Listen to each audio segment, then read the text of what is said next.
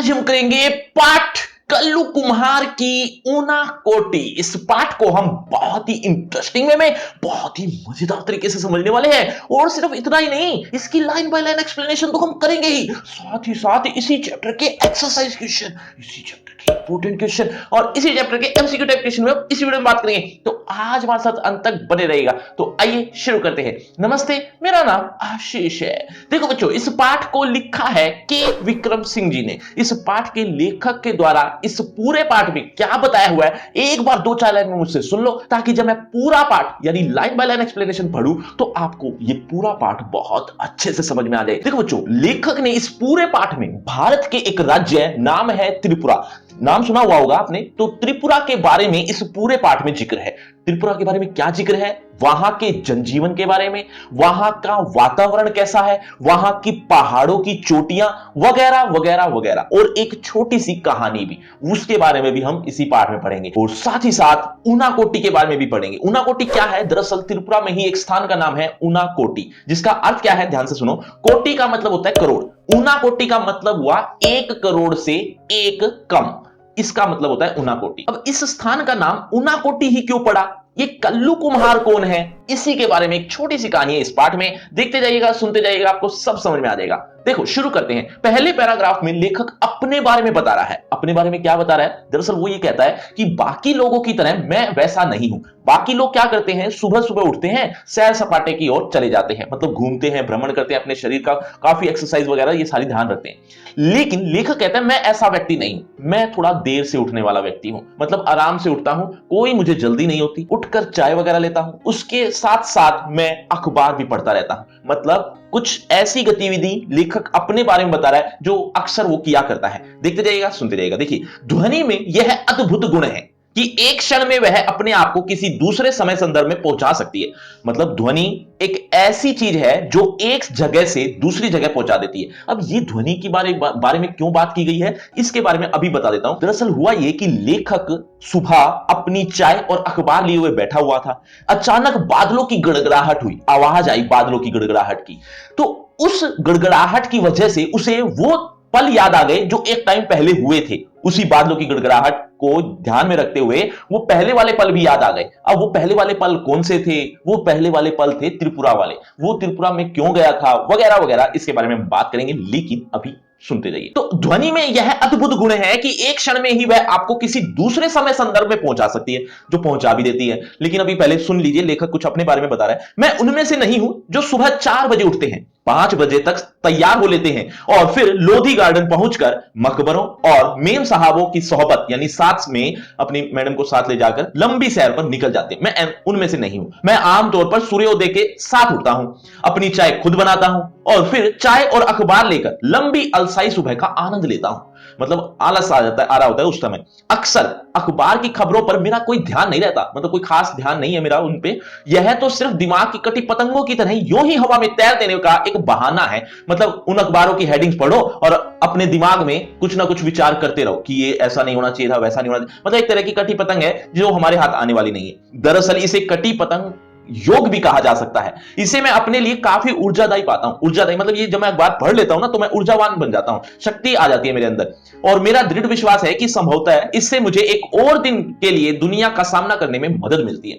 मतलब एक अपडेट मिल जाती है, मैं अब अगला दिन या उस दिन को अच्छे से गुजार सकता हूं। ऐसी मुझे शक्ति मिल जाती है, ऐसी मुझे ऊर्जा मिल जाती है इस अखबार से। एक ऐसी दुनिया का सामना करने में जिसका कोई सिर पैर समझ पाने में मैं खुद असमर्थ हूं। मतलब मैं इस दुनिया को समझ नहीं पाता हूं और शायद कोई भी नहीं समझ पाता, तो मैं असमर्थ हूं, लेकिन फिर भी मैं इस अखबार को पढ़कर इस दुनिया का सामना करने के लिए निकल जाता हूं। बच्चों, लेखक का नाम मैंने क्या बताया था, एक बार जल्दी से कमेंट करके बताओ। देखना चाहता हूं कितने बच्चे बहुत ध्यान से सुन रहे हैं, याद भी रखते जा रहे हैं। देखो बच्चों, अब अगले पैराग्राफ में हम पढ़ेंगे कि वही बात जो अभी ऑलरेडी मैं समझा चुका हूं। मतलब वो बादल की ध्वनि आती है और उसको पुराने समय की याद दिला देती है। वही देखो क्या लिखा हुआ है। अभी हाल ही में मेरी एक इस शांतिपूर्ण दिनचर्या में एक दिन खलल पड़ गया। मतलब एक दिन ऐसी शांतिपूर्ण दिनचर्या डेली रूटीन में अपना काट रहा था, लेकिन खलल पड़ गया। कैसे पड़ा? मैं जगा एक ऐसी कानफोड़ू आवाज से, दरअसल वो बिजली की आवाज थी, कानफोड़ू आवाज से जो तोप दगने और बम फटने जैसी थी। गोया जॉर्ज डब्ल्यू बुश और सद्दाम हुसैन, मतलब मुझे ऐसा लगा कि ये जो नाम लिखे हुए हैं, जैसे जॉर्ज डब्ल्यू बुश और सद्दाम हुसैन की मेहरबानी से तीसरे विश्व युद्ध की शुरुआत हो चुकी, ऐसा मुझे लगने लगा।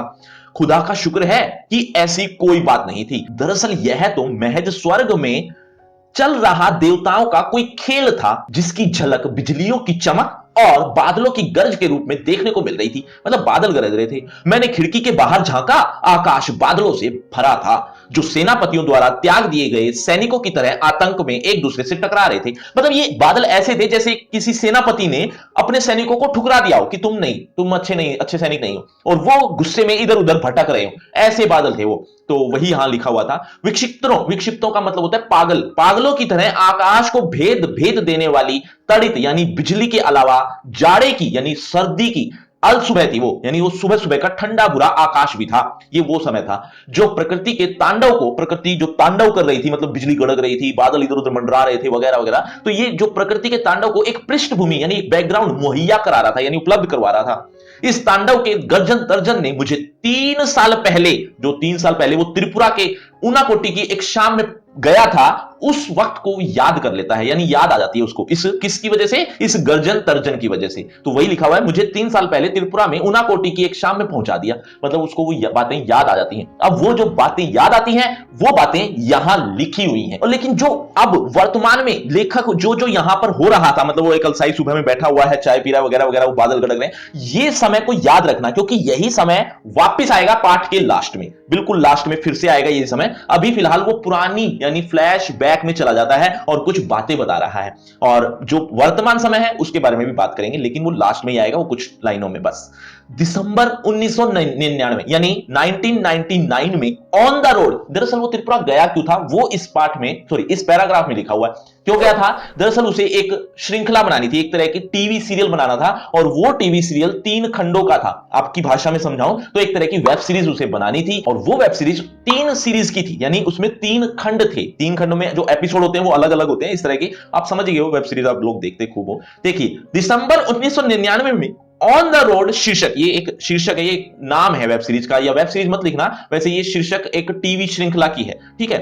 तो शीर्षक से 3 खंडों वाली एक टीवी श्रृंखला बनाने के सिलसिले में मैं त्रिपुरा की राजधानी अगरतला गया था। त्रिपुरा की राजधानी का नाम है अगरतला। इसके पीछे बुनियादी विचार त्रिपुरा की, अच्छा, अब वो ऑन द रोड जो फिल्म थी, या टीवी श्रृंखला थी, उस टीवी श्रृंखला के अंदर क्या क्या है, मतलब उसका उद्देश्य क्या है, उसकी बेसिक बातें क्या है, या उस शो में क्या क्या दिखाया जा रहा है, क्या क्या बातें बताई जाएंगी, वो यहां लिखी हुई है। देखो, इसके पीछे बुनियादी विचार त्रिपुरा की समूची लंबाई में आर पार जाने वाले राष्ट्रीय राजमार्ग 44 से यात्रा करने और त्रिपुरा की विकास संबंधी गतिविधियों के बारे में जानकारी देने का था। मतलब ये उद्देश्य था उस टीवी श्रृंखला का। चलिए आगे बढ़ते हैं। अब अगले पैराग्राफ में हम क्या पढ़ेंगे, ध्यान से सुनो। दरअसल त्रिपुरा 3 तरफ से बांग्लादेश से घिरा हुआ है, आपने नक्शे में देखा ही होगा।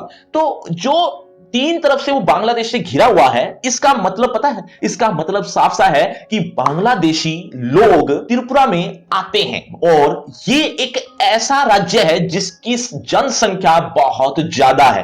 कारण सिर्फ यही है कि बाहर के लोगों का आना जाना ये लगा रहता है। और एक अच्छी बात भी है कि यहां विभिन्न धर्मों के लोग रहते हैं, क्योंकि अलग अलग स्टेट, अलग अलग राज्यों से, अलग अलग देशों से लोग आ रहे हैं, तो ऑब्वियस बात है अलग अलग धर्म भी वहां रहते हैं। तो यही बात त्रिपुरा के बारे में लिखी हुई है इस पैराग्राफ में। देखिए, त्रिपुरा भारत के सबसे छोटे राज्यों में से है। देखा होगा आपने, छोटा सा ही है। 34% से ज्यादा की इसकी जनसंख्या वृद्धि दर भी खासी ऊंची है। 3 तरफ, 34% कम नहीं होती जनसंख्या। 3 तरफ से यह बांग्लादेश से घिरा हुआ है, और शेष भारत के साथ इसका दुर्गम जुड़ाव है। मतलब वहां बाकी जो हिस्से हैं उससे तो इसका जो जुड़ाव है वो दुर्गम है, इतनी आसानी से नहीं जाया जा सकता। उत्तरी पूर्वी सीमा से सटे मिजोरम, वहां तक क्यों नहीं पहुंचा जा सकता? दरअसल पहाड़ियां, पर्वत इतनी ज्यादा हैं, वहां से रास्ता काटना, वहां पर पहुंचना ये बड़ा दुर्गम है, और रास्ते भी खतरनाक हैं इसी वजह से। तो उत्तर पूर्वी सीमा से सटे मिजोरम और असम के द्वारा बनता है। सोनामुरा, बेलोनिया, सबरूम और कैलाश शहर जैसे त्रिपुरा के ज्यादातर महत्वपूर्ण शहर, ये सब महत्वपूर्ण शहरों के नाम थे। महत्वपूर्ण शहर बांग्लादेश के साथ इसकी सीमा के करीब हैं। देखो, महत्वपूर्ण शहर भी हैं, लेकिन वो बांग्लादेश के करीब हैं। यहां तक कि अगरतला, जो कि राजधानी है, अगरतला भी सीमा चौकी से महज 2 किलोमीटर पर है। मतलब 2 किलोमीटर आप क्रॉस कर दो, बांग्लादेश। बांग्लादेश से लोगों की अवैध अवैध यानी गैर कानूनी आवक यहां जबरदस्त है। मतलब यहां पर लोग आते ही रहते हैं और इसे यहां सामाजिक स्वीकृति भी हासिल है, लोग अब रोक भी नहीं सकते। यहां की असाधारण जनसंख्या वृद्धि का मुख्य कारण यही है। मतलब अगर आप देखें तो यहां जनसंख्या बहुत ज्यादा है जो हैरानी भरी है, और वो हैरानी भरी इसी वजह से है क्योंकि बाहरी लोगों का आना जाना लगा रहता है। असम और पश्चिम बंगाल से भी लोगों का प्रवास यहां होता ही है। कुल मिलाकर बाहरी लोगों की भारी आवक ने जनसंख्या संतुलन को स्थानीय आदिवासियों के खिलाफ लाखड़ा किया है। यह त्रिपुरा में आदिवासी असंतोष की मुख्य वजह है। मतलब आदिवासियों में जो असंतोष है उसकी वजह यही है। मतलब परिवार ज्यादा बड़ा होगा तो लड़ाई झगड़े उतने ही ज्यादा होते हैं। इसी वजह से इसी तरह से त्रिपुरा में भी ऐसी ही स्थिति है कि बाहर के लोगों का आना जाना ज्यादा है, वहां जनसंख्या ज्यादा है, इसीलिए असंतोष होता ही है।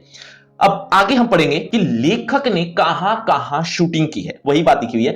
अब वो वहां पहुंचा तो कहां कहां शूटिंग हुई। पहले 3 दिनों में मैंने अगरतला और उसके इर्द गिर्द शूटिंग की, जो कभी किसी टाइम पे मंदिरों और महलों के शहर के रूप में जाना जाता था। मतलब बहुत मंदिर थे, महल थे वहां। उज्जैन महल अगरतला का मुख्य महल है, जिसमें अब वहां की राज्य विधानसभा बैठती है। राज्य विधानसभा वहां पर ही बैठा करती है। अब राजाओं से आम जनता को हुए सत्ता हस्तांतरण, मतलब एक व्यक्ति के हाथ में अगर सत्ता है तो दूसरे हाथ में जाना, इसको हस्तांतरण कहते हैं, को यह महल अब नाटकीय रूप में प्रतीकित यानी अभिव्यक्त करता है। इसे भारत के सबसे सफल शासकों वंशों में से एक, जो कि लगातार 183 क्रमिक राजाओं वाले त्रिपुरा के माणिक्य वंश का दुखद अंत ही कहेंगे। मतलब यहां पर 183 क्रमिक राजा आए हैं, जिसका अब दुखद अंत हो चुका है। त्रिपुरा में लगातार बाहरी लोगों के आने की कुछ समस्याएं तो पैदा हुई हैं, लेकिन इसके चलते यह राज्य बहुधार्मिक समाज का उदाहरण भी बना है। मतलब यहां बहुधार्मिक लोग रहते हैं, यानी बहुत से धर्म वाले लोग रहते हैं। कौन कौन से धर्म के लोग, ये इसके बारे में थोड़ी डिटेल भी है। त्रिपुरा में 19 अनुसूचित जनजातियों और विश्व के चारों बड़े धर्मों का प्रतिनिधित्व मौजूद है। अगरतला के बाहरी हिस्से पैचारथल में मैंने एक सुंदर बौद्ध मंदिर देखा। वहां एक बहुत सुंदर बौद्ध मंदिर है। पूछने पर मुझे बताया गया कि त्रिपुरा के 19 कबीलों में से 2 यानी चकमा, ये कबीलों के नाम है। चकमा और मुग कबीले क्या होते हैं, दरअसल एक तरह की जनजाति कह लो, जो एक कबीले के रूप में, एक समूह के रूप में निकलती है और एक जगह से दूसरी जगह पहुंच जाती है और वहां पर अपना काफी टाइम बिताती है। इस तरह से ये कबीले कहलाते हैं। तो जो चकमा और मुग कबीले हैं, यानी बौद्ध है, ये कबीले त्रिपुरा में बर्मा या म्यांमार से चट्टगांव के रास्ते आए थे। मतलब इस रास्ते से होते हुए आए थे ये कबीले। दरअसल इस मंदिर की मुख्य बुद्ध प्रतिमा, वहां पर एक बुद्ध प्रतिमा है जो कि बहुत अच्छी है, वो 1930 के दशक में रंगून से लाई गई थी। आगे देखिए, अब अगले पैराग्राफ में हम पढ़ेंगे कि जब लेखक वहां पर शूटिंग कर रहा था एक जगह पर अगरतला में ही, वहां पर उसकी मुलाकात एक बहुत अच्छे सिंगर से हुई। बहुत अच्छे गायक थे। दरअसल वो वहां के ही बोली में, मतलब त्रिपुरा की ही बोली में ही वो गाते थे। कबीलों की जो बोली होती है उसमें गाते थे और बहुत अच्छा गाते थे, बहुत प्रसिद्ध भी थे। तो उसी से मुलाकात हुई। वहां पर क्या बातें हुई आगे भी देखें। अगरतला में शूटिंग के बाद हमने राष्ट्रीय राजमार्ग 44 पकड़ा और टिलियामुरा, ये एक जगह का नाम है, टिलियामुरा कस्बे में पहुंचे, जो दरअसल कुछ ज्यादा बड़ा हो गया, गांव ही है, बड़ा हो गया काफी। यहां मेरी मुलाकात हेमंत कुमार जमातिया, ये एक नाम है जो कि जिस सिंगर की मैं बात कर रहा था उसकी, तो हेमंत कुमार जमातिया जो कि गायक हैं से हुई, जो यहां के एक प्रसिद्ध लोक गायक हैं। लोक गायक यानी फोक सॉन्ग गाते हैं, वहां की ही बोली में गाए जाते हैं वो, और जो 1996 में संगीत नाटक अकादमी द्वारा पुरस्कृत भी हो चुके हैं। हेमंत कोक बरोक बोली में, ये एक बोली का नाम है, कोक बारोक बोली में गाते हैं, जो त्रिपुरा की कबीलाई यानी कबीले से संबंधित ही बोलियों में से एक है। जवानी के दिनों में वे पीपुल्स लिबरेशन ऑर्गेनाइजेशन के कार्यकर्ता थे, लेकिन जब उनसे मेरी मुलाकात हुई तब वे हथियार बंद संघर्ष का रास्ता छोड़ चुके थे। मतलब ये नौकरी छोड़ चुके थे और चुनाव लड़ने के बाद जिला परिषद के सदस्य बन गए थे। यानी वो हेमंत कुमार जी अब जिला परिषद हैं। बच्चों, कितने प्रतिशत जनसंख्या त्रिपुरा की थी, एक बार जल्दी से कमेंट करके बताओ। अभी थोड़ी देर पहले ही तो बताया, देखना चाहता हूं कितने बच्चे सही होते हैं। अब वो जो जिला परिषद थे यानी हेमंत कुमार जी, जिला परिषद ने हमारी शूटिंग यूनिट के लिए एक भोज का आयोजन किया, मतलब एक तरह की पार्टी थी। और पार्टी भी बड़ी सरल थी, बहुत ही सहज थी, मतलब ऐसा कोई बनावटी चीज नहीं थी वहां पर। बहुत ही साधारण खाना हमें पेश किया गया, बहुत ही अच्छा लगा।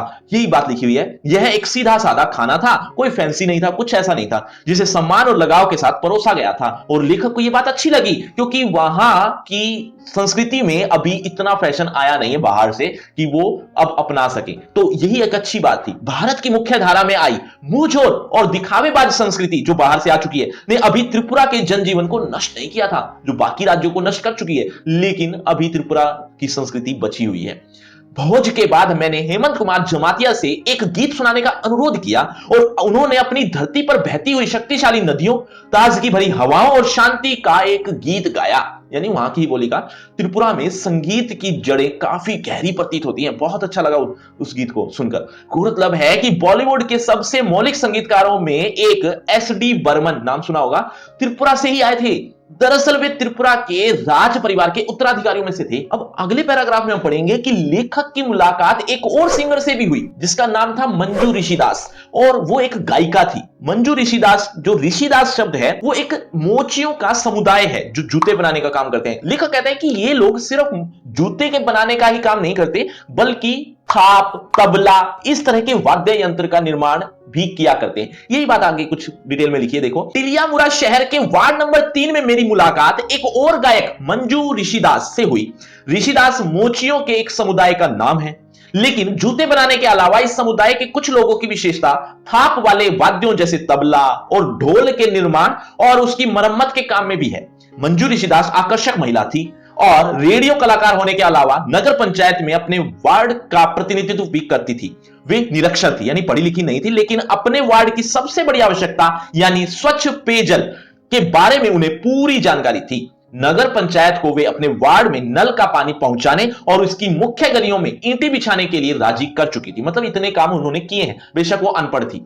हमारे लिए उन्होंने 2 गीत गाए। दरअसल वो एक टीवी श्रृंखला का हिस्सा भी थी और वो शूटिंग के लिए भी थी, और दूसरी बात, वो उसके जो पति हैं वो भी वहीं पर ही थे और उनका घर भी वहीं पर ही था। और जब शूटिंग समाप्त हो जाती है और जैसे ही शूटिंग खत्म हुई, वैसे ही वो अपनी उस भूमिका को छोड़कर, यानी उस फिल्म वाली भूमिका को छोड़कर अपनी गृहिणी का रूप धारण कर लेती है और बढ़िया सी चाय बनाकर ले आती है। इस तरह की बातें हम पढ़ेंगे। देखिए, हमारे लिए उन्होंने 2 गीत गाए और इसमें उनके पति ने शामिल होने की कोशिश की, क्योंकि मैं उस समय उनके गाने की शूटिंग भी कर रहा था। गाने के बाद वे तुरंत एक गृहिणी की भूमिका में भी आ गई और बगैर किसी हिचक के हमारे लिए चाय बनाकर ले आई। मैं इस बात को लेकर आश्वस्त हूं कि किसी उत्तर भारतीय गांव में ऐसा होना संभव नहीं है, क्योंकि स्वच्छता के नाम पर एक नए किस्म की अछूत प्रथा वहां पर अब भी प्रचलन में है। अब ध्यान से सुनो, लेखक त्रिपुरा के टिलियामुरा क्षेत्र में है, लेकिन अब यहां तक खतरा नहीं था। लेकिन जैसे ही अब वो आगे बढ़ेंगे, यानी इससे पहले तक जितने भी उन्होंने सफर तय किया है उसमें कोई खतरा उन्हें महसूस नहीं हुआ और ना था। लेकिन अब आगे उन्हें जाना है मनु तक, ये एक जगह का नाम है।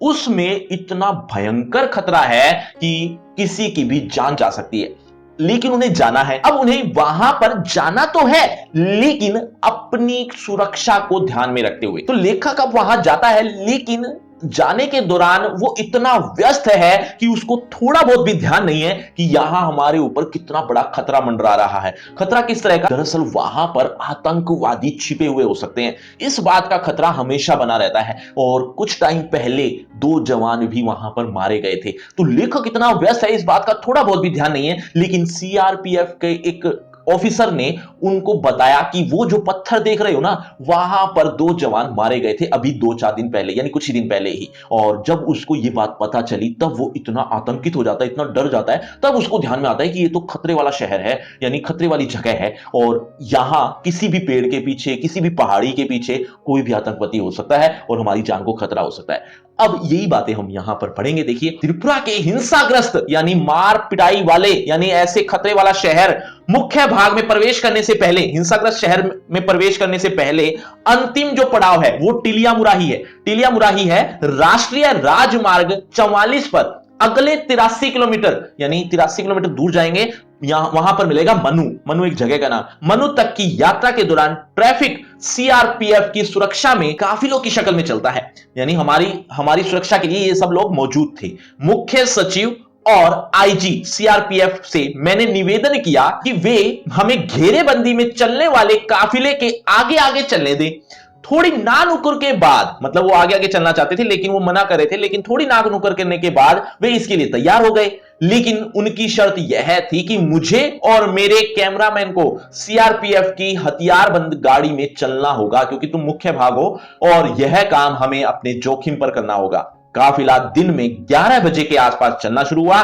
मैं अपनी शूटिंग के काम में इतना व्यस्त था कि उस समय तक डर के लिए कोई गुंजाइश ही नहीं थी, मुझे कोई डर नहीं था, जब तक मुझे सुरक्षा प्रदान कर रहे सीआरपीएफ कर्मी ने साथ की निचली पहाड़ी पर इरादतन रखे 2 पत्थर की तरफ मेरा ध्यान आकर्षण नहीं किया। मतलब उन्होंने 2 पत्थर दिखाए और उससे पहले तक लेखक को कोई मतलब नहीं था, वो इतना व्यस्त था, कोई डर नहीं था। लेकिन जब उनका ध्यान आकर्षित किया और कहा कि 2 दिन पहले हमारा एक जवान यहीं विद्रोहियों द्वारा मार डाला गया था, उसने कहा, मेरी रीढ़ में एक झुरझुरी सी दौड़ गई। मनु तक की अपनी शेष यात्रा में मैं यह ख्याल अपने दिल से निकाल ही नहीं पाया कि हमें घेरे हुए सुंदर और अन्यथा शांतिपूर्ण प्रतीत होने वाले जंगलों में, मतलब ये कितने सुंदर सुंदर जंगल हैं, शांतिपूर्ण जंगल हैं, इन जंगलों में किसी जगह बंदूक के लिए विद्रोही भी छिपे हो सकते हैं। ऐसा उनको फिर ध्यान में आने लगा बाकी की यात्रा में। उससे पहले तक उसको थोड़ा बहुत भी ध्यान नहीं था। अब लेखक आगे बता रहा है कि जैसे ही वो वहां पर पहुंचे, शाम हो चुकी थी और वहां पर एक मनु नाम से एक नदी थी। मनु नदी में एक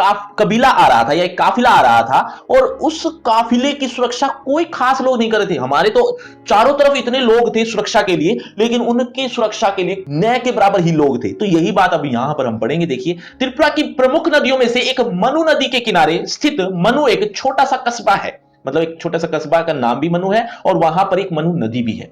जिस वक्त हम मनु नदी के पार जाने वाले पुल पर पहुंचे, मतलब वहां जब तक वो पहुंचे, सूर्य यानी सूरज मनु के जल में अपना सोना उड़ेल रहा था। अब ये क्या मतलब हुआ, देखा होगा आपने, जब शाम होती है ना तो नदी के किनारे तक वो सूरज आ जाता है और वो अपनी सुनहरी रोशनी यानी सोना उस पर उड़ेल देता है। मतलब नदी के ऊपर सोने की एक रेखा बन जाती है, जैसा आप चित्र में भी देख रहे हैं। तो ऐसा ही कुछ यहां पर लिखा हुआ था कि सूर्य मनु के जल में अपना सोना उड़ेल रहा था। वहां मैंने एक और काफिला देखा, एक साथ बंधे हजारों बांसों का एक काफिला किसी विशाल ड्रैगन जैसा दिख रहा था। मतलब हजारों बांस बांधकर, वो दरअसल एक तरह की नाव बना दी थी उन्होंने, उस हजारों बांसों को बांधकर, तो उस पर एक काफिला आ रहा था जो एक विशाल ड्रैगन जैसा दिख रहा था और नदी पर बहा चला रहा था। डूबते सूरज की सुनहरी रोशनी उसे सुलगा रही थी और हमारे काफिले को सुरक्षा दे रही सीआरपीएफ की एक समूची कंपनी के उलट, यानी हमारे आसपास तो समूची कंपनी थी जो हमारी सुरक्षा के लिए थी, लेकिन इसके उलट इसकी सुरक्षा का काम सिर्फ 4 व्यक्ति संभाले हुए थे। बस 4 व्यक्ति ही उसको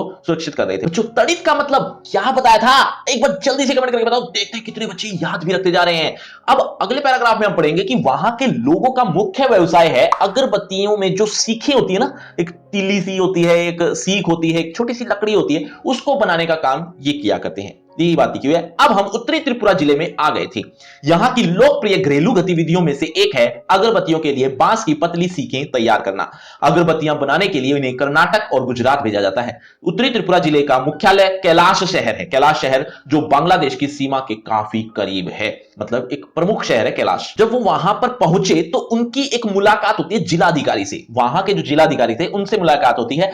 वो एक्चुअल में इतने अच्छे मिलनसार थे कि उनको चाय भी पिलाई गई और इसके साथ साथ काफी बातचीत भी हुई। और उस बातचीत के दौरान उस जिलाधिकारी ने कहा कि यहां पर आलू की खेती बड़ी जबरदस्त होती है और आलू की खेती के साथ साथ उन्होंने एक और भी बात कही कि क्यों ना तुम ऊनाकोटी जाकर शूटिंग करो। ऊनाकोटी एक जगह का नाम जो ऑलरेडी मैं बता ही चुका हूं और यह नाम लेखक ने पहले सुन रखा था, लेकिन उसके बारे में ज्यादा जानकारी नहीं थी। तो थोड़ी बहुत जानकारी मिलने पर वो उत्साहित हो गया कि मुझे यहां जाना चाहिए। तो ऐसा ही कुछ हम यहां पढ़ेंगे। देखिए, मैंने यहां के जिलाधिकारी से मुलाकात की जो केरल से आए एक नौजवान निकले। वे तेज तर्रार, मिलनसार, तेज तर्रार यानी बहुत तेज बुद्धि वाले, मिलनसार और उत्साहित व्यक्ति थे।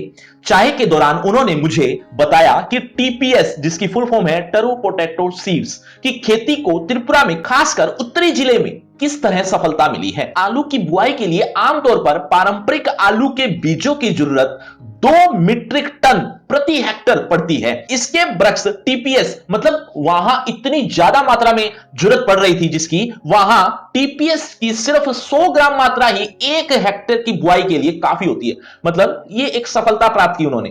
त्रिपुरा से टीपीएस का निर्यात अब न सिर्फ असम, मिजोरम, नागालैंड और अरुणाचल प्रदेश को, बल्कि बांग्लादेश, मलेशिया और वियतनाम को भी किया जा रहा है। मतलब अब टीपीएस का निर्यात इतनी जगह पर, यहां तक कि हमारे देश में तो हो ही रहा है, लेकिन विदेशों में भी किया जा रहा है।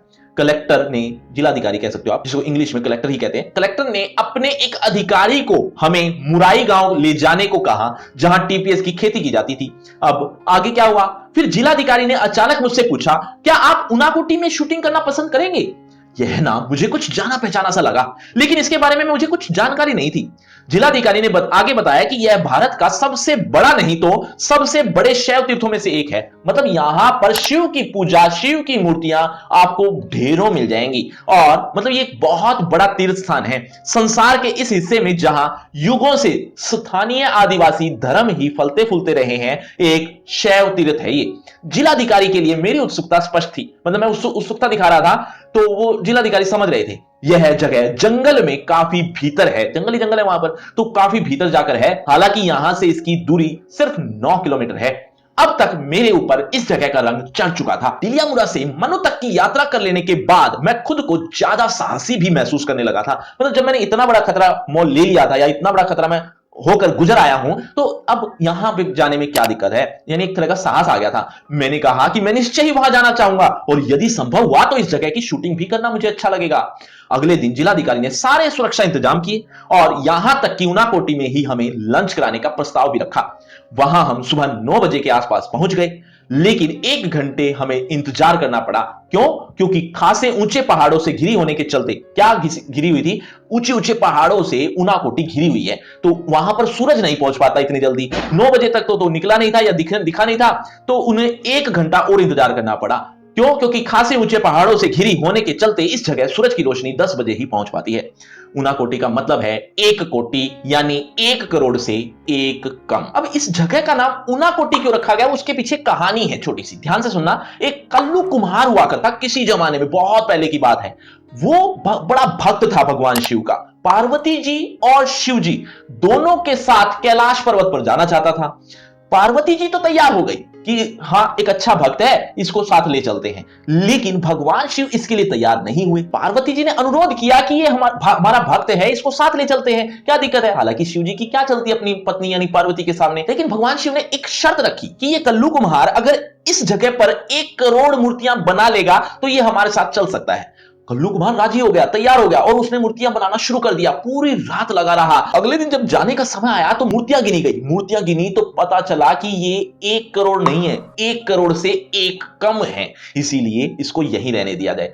जो भगवान शिव भी यही चाहते थे, वो बेचारा नहीं जा सका, तो उस जगह का नाम ही पड़ गया उनाकोटी। और ये पाठ का नाम कल्लू कुम्हार की उनाकोटी क्यों रखा, ये आप समझ गए। तो ऐसी ही एक कहानी है यहां पर, और वो अब हम पढ़ेंगे। इसके साथ साथ कुछ बातें और भी हैं, वो भी बताता चलूंगा। देखो, दंत कथा के अनुसार उनाकोटी में शिव की 1 कोटि से 1 कम मूर्तियां हैं। मतलब कितनी ज्यादा मात्रा में। विद्वानों का मानना है कि यह जगह 10 वर्ग किलोमीटर से कुछ ज्यादा इलाके में फैली है, और पाल शासन के दौरान 9वीं से 12वीं सदी तक के 300 वर्षों में यहां चहल पहल रहा करती थी। मतलब ये उस टाइम की बात है जब 9वीं और 12वीं सदी के बीच का समय था, यानी लगभग 300 वर्ष। पहाड़ों के अंदर से काटकर यहां विशाल आधार मूर्तियां बनी है। वहां पर एक शिव की भी बहुत बड़ी आधार मूर्ति है, बहुत बड़ी है, और उसको कुछ इस तरह से बनाया गया है कि उनकी जटाओं से गंगा नदी निकल रही है। दरअसल वो है तो झरना, वो है तो गंगा नदी, वो जो पर्वतों में के रूप में निकल रही है, या यूं कह लो कि बहुत ऊंची पर्वत चोटी से नीचे बह रही है। लेकिन दंत कथा के अनुसार वो गंगा नदी को एक रुकावट दी गई है। ऐसा माना जाता है कि गंगा नदी अगर सीधी पृथ्वी पर आएगी तो ये धरती को धसा देगी, यानी पाताल में चली जाएगी धरती, ऐसा मानना था। तो भगवान शिव से अनुरोध किया, तब जाकर उन्होंने अपनी जटाओं में गंगा को बांधा और धीरे धीरे पृथ्वी पर जाने दिया। वो आधार मूर्ति कुछ इसी चीज को बयां कर रही है। ऐसा ही कुछ हम यहां पढ़ेंगे। देखिए, पहाड़ों को अंदर से काटकर यहां विशाल आधार मूर्तियां बनी हैं। एक विशाल चट्टान ऋषि भागीरथ की प्रार्थना पर स्वर्ग से पृथ्वी पर गंगा के अवतरण यानी आ रही है, जो इस पौराणिक की चित्रित करती है। सॉरी, मिथक का मतलब होता है पौराणिक, को चित्रित करती है। गंगा अवतरण, गंगा का आना के धक्के से कहीं पृथ्वी धंसकर पाताल लोक में न चली जाए, लिहाजा शिव को इसके लिए तैयार किया गया कि वे गंगा को अपनी जटाओं में उलझा लें और इसके बाद इसे धीरे धीरे पृथ्वी पर बहने दें। शिव का चेहरा एक समूची चट्टान पर बना हुआ है। वहां की जो मूर्ति बनी हुई है, शिव का जो चेहरा है वो एक समूची चट्टान पर बना हुआ है और उनकी जटाएं दो पहाड़ों की चोटियों पर फैली हैं। भारत में उन दो पहाड़ों के बीच में से ही वो गंगा निकल रही है। तो ऐसा ही कुछ लिखा हुआ है। और उनकी जटाएं दो पहाड़ों की चोटी पर फैली हैं। भारत में शिव की यह सबसे बड़ी आधार मूर्ति है। पूरे साल बहने वाला एक जलप्रपात होता है झरना, पहाड़ों से उतरता है, जिसे गंगा जितना ही पवित्र माना जाता है। मतलब वो गंगा नदी नहीं है, लेकिन गंगा जितनी पवित्र ही है, क्योंकि भगवान शिव की जटाओं से ही निकल रही है। यह पूरा इलाका ही शब्दशः मतलब हर एक शब्द के अनुसार देवी देवताओं की मूर्तियों से भरा पड़ा है। इन आधार मूर्तियों के निर्माता अभी चिन्हित नहीं किए जा सके, मतलब इसकी पहचान नहीं हो पाई है कि ये जो मूर्तियां बनी हुई हैं ये किसने बनाई। लेकिन स्थानीय आदिवासियों का मानना है कि इन मूर्तियों के निर्माता कल्लू कुम्हार था। वह पार्वती का भक्त था और शिव पार्वती के साथ उनके निवास यानी कैलाश पर्वत पर जाना चाहता था। पार्वती के जोर देने पर शिव कल्लू को कैलाश ले जाने के लिए तैयार हो गए, लेकिन इसके लिए एक शर्त रखी कि उसे एक रात में शिव की 1 कोटि मूर्तियां बनानी होंगी। कोटि मतलब करोड़, 1 करोड़ मूर्तियां बनानी होंगी। कल्लू अपनी धुन के पक्के व्यक्ति की तरह इस काम में जुट गया, लेकिन जब भोर हुई यानी सुबह हुई तो मूर्तियां 1 कोटि से 1 कम निकली। कल्लू नाम की इस मुसीबत से पीछा छुड़ाने पर अड़े शिव ने इसी बात को बहाना बनाते हुए कल्लू कुमार को अपनी मूर्तियों के साथ ऊनाकोटी में ही छोड़ दिया और चलते बने। बच्चों, सीरियल कितने खंडों का बन रहा था, एक बार जल्दी से कमेंट कर दो। देखना चाहता हूं कितने बच्चे अभी तक भी बहुत ध्यान से सुन रहे हैं। इस जगह की शूटिंग पूरी करते शाम के 4 बज गए। मतलब जब वो ऊनाकोटी में शूटिंग कर रहे थे शाम के 4 बज चुके हैं और 4 बजे अंधकार भी हो जाता है। क्यों? क्योंकि वो पहाड़ियों से ढका हुआ शहर है। पहाड़ियों से ढका हुआ होने की वजह से सूरज की रोशनी जल्दी ही समाप्त हो जाती है। सूर्य के ऊंचे पहाड़ों के पीछे जाते ही ऊनाकोटी में अचानक भयावना अंधकार छा गया। मिनटों में जाने कहां से बादल घिर आए। जब तक हम अपने उपकरण समेटें, बादलों की सेना गर्जन तर्जन के साथ कहर बरपाने लगी। मतलब इतनी घनघोर बादलों की छाया आ गई थी, गर्जन तर्जन करने लगी, बिजली चमकने लगी, शिव का तांडव शुरू हो गया था, जो कुछ वैसा ही था। मतलब ये जो बादलों की गरज थी और ये जो तांडव हो रहा था, बिजली की गर्जन थी, ये सब वैसी ही थी जैसा आपने पाठ की शुरू में पढ़ा। जो लेखक अपने घर पर बैठा हुआ है उसको याद आ गया था, है ना, याद आया था ना, जो मैंने आपको पहले भी कहा था कि वर्तमान में फिर से जाएंगे, तो ये वर्तमान में फिर से आ गए। देखो, शिव का तांडव शुरू हो गया था, जो कुछ वैसा ही था जैसा मैंने 3 साल बाद यानी वर्तमान में जाड़े की एक सुबह दिल्ली में देखा, जिसने मुझे एक बार फिर ऊनाकोटी पहुंचा दिया था। मतलब वो यादों में पहुंचा दिया था, वही यादें आपके सामने पेश थी। लेकिन आपको लग रहा हो ये पाठ खत्म हो गया है। जी नहीं, अभी तो आपको इसके important question, exercise question, MCQ type question, ये तीनों भी तो चाहिए होंगे। लेकिन ये तीनों मिलेंगे कहां? मिलेंगे बच्चों, डिस्क्रिप्शन बॉक्स में एक लिंक दिया है। लिंक का नाम रखा है free crash course for 9th B class. इस नाम से आपको एक फ्री क्रैश कोर्स का लिंक मिल जाएगा, जो आप क्लिक करेंगे तो यहां पर आपको तीनों चीजें इस तरह से देखने को मिल जाएंगी। लेकिन उससे पहले आपका इसी टॉपिक से रिलेटेड एक छोटा सा टेस्ट देखना चाहता हूं। इस टॉपिक आपने कितने अच्छे समझा। अगर आप इस टॉपिक को अच्छे समझ चुके तो आप देखिए जरा किसने कितना पढ़ा। पहला प्रश्न आपकी स्क्रीन पर ये रहा। लेखक ऊनाकोटी क्यों गए थे? बच्चों, हर प्रश्न के बाद आपको 5 सेकंड मिलेंगे आंसर देने के लिए। आप अपना आंसर कमेंट करते रहना। एंड में देखना चाहता हूं किसके कितने आंसर ठीक हुए। लेखक ऊनाकोटी क्यों गए थे? आपके ऑप्शन ए टीवी के लिए सीरियल बनाने, बी भ्रमण के लिए, खेती की उन्नत किस्म की जानकारी लेने, या डी शिक्षा ग्रहण करने। आपके 5 सेकंड, 5 4 3 2 1 0 सही उत्तर ऑप्शन ए। चलिए बच्चों, अगले प्रश्न की तरफ। अगला प्रश्न आपके स्क्रीन पर। त्रिपुरा के लोगों में असंतोष का क्या कारण है? आपके ऑप्शन गरीबी, अशिक्षा, सरकारी उपेक्षा, या बाहरी लोगों का आगमन। 5 4 3 2 1 0 सही उत्तर ऑप्शन डी, बाहरी लोगों का आगमन। चलिए बच्चों, अगले प्रश्न की तरफ। अगला प्रश्न, कैलाश शहर का जिलाधिकारी मूलतः कहां का रहने वाला था? जिलाधिकारी कहां से आया था, यानी उसका घर कहां था? आपके ऑप्शन आपकी स्क्रीन पर। ए तमिलनाडु का, गुजरात का, आंध्र प्रदेश का, या केरल का। 5 4 3 2 1 0 सही उत्तर ऑप्शन डी, केरल का। चलिए बच्चों, अगले प्रश्न की तरफ। अगला प्रश्न, ऊनाकोटी का क्या अर्थ है? आसान सा है। आपके ऑप्शन 1 लाख, 1 करोड़, 1 करोड़ से एक कम, या 1 करोड़ से एक अधिक। 5 4 3 2 1 0 सही उत्तर ऑप्शन सी, 1 करोड़ से एक कम। तो बच्चों, ये है आपका रिपोर्ट कार्ड, ध्यान से देख लीजिए, पढ़ लीजिए। और हाँ, आपके टोटल मार्क्स कितने आए ये कमेंट करना मत भूलना। और आपकी क्लास से रिलेटेड एक फ्री क्रैश कोर्स आ गया जो कि बिल्कुल फ्री है। इस फ्री क्रैश कोर्स में आपको आपकी क्लास से related A to Z syllabus एक ही पेज पर देखने को मिल जाएगा, आपको कहीं भी भटकने की जरूरत नहीं पड़ेगी। तो इस लिंक को जरूर क्लिक कर लेना, आपके बहुत काम आएगा। और अगर आपको मुझसे पर्सनल बातचीत करनी है तो सभी सोशल मीडिया के लिंक डिस्क्रिप्शन बॉक्स में आ जाइए, बातचीत करते हैं। शुक्रिया, धन्यवाद।